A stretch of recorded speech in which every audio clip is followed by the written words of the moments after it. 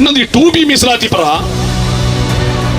ನಮ್ಮಲ್ಲಿ 10 ಜನ MLA कहते कब्ती भी टू बी रिजर्वेशन वापस ना बोलकर बात करे से कौन सी भी देख रहे तो जरा बोलना म्हणजे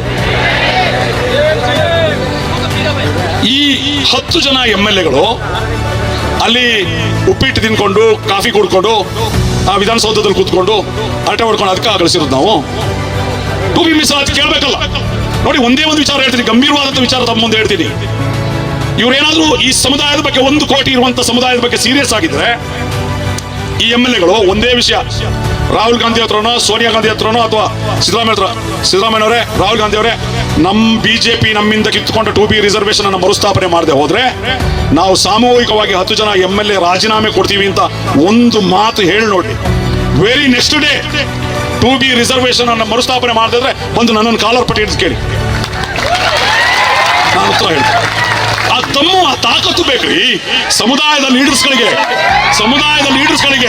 ಆ ದಮ್ಮು ಆ ತಾಕತ್ತು ಬೇಕು. ಸಮುದಾಯಕ್ಕೋಸ್ಕರ ಅಧಿಕಾರವನ್ನ ಕಿತ್ತಸುವ ಕೆಪಾಸಿಟಿ ಬೇಕು, ಆ ಬದ್ಧತೆ ಬೇಕು. ಅಧಿಕಾರ ಹೋದ್ರೆ ಹೋಗ್ಲಿ, ನನ್ನ ಸಮುದಾಯ ಮುಖ್ಯ ಅಂತ